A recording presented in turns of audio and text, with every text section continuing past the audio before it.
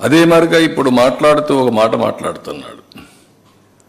నేను 4 గోడల మధ్య బైబిల్ ప్రాక్టీస్ చేస్తానని, బయటకు వెళ్తే హిందూ మతాన్ని గౌరవిస్తానని. గుడ్.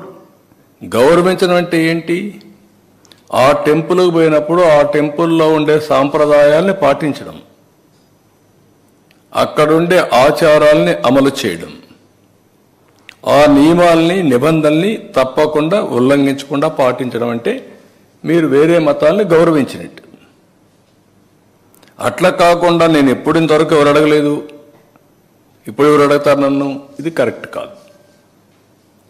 అందుకనే ఈరోజు నేను అడుగుతున్నా, మీకు గౌరవం ఉంది, మీరే ఒప్పుకుంటున్నారు, నేను బైబిల్ని చదువుకుంటానని. నువ్వు బైబిల్ చదువుకున్నప్పుడు నువ్వు యాక్సెప్ట్ చేస్తున్నావు.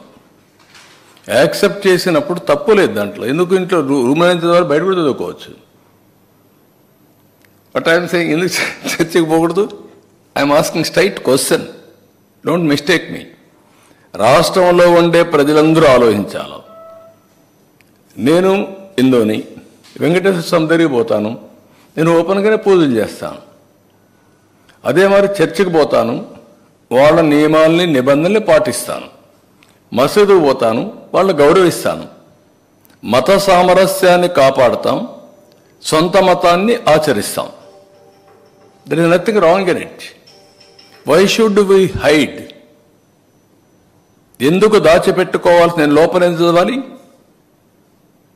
You can read outside, nothing wrong, నేను తప్పుపడడం లేదు.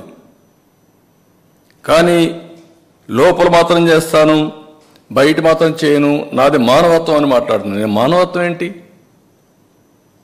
మత సామరస్యాన్ని కాపాడడం మానవత్వం కాదు. మీరేమంటున్నారు? నేను ఎప్పుడో చెప్పాను పాబ్లో ఎస్కోబార్ అని. ఆ లీలల వల్ల, చేసిన అరాచకాల వల్ల ఒక్కొక్కటే బయట వస్తూ ఉంటే ఇవి కూడా జరుగుతాయా అని మీకు ఆశ్చర్యం లేదు? కంపేర్ చేసుకోండి. ఎస్కోబార్కి ఇది డిఫరెన్సెస్. ఈ మధ్య జరిగినటువంటి ఆల్ సంఘటనలు, ఇంకా జరగబోయే సంఘటన కూడా మీరు చూసుకుంటే అవే జరుగుతున్నాయి. దాన్ని పెద్ద ఇది చేస్తూ ముందుకు మాట్లాడుతున్నారు. అదే మాదిరిగా 10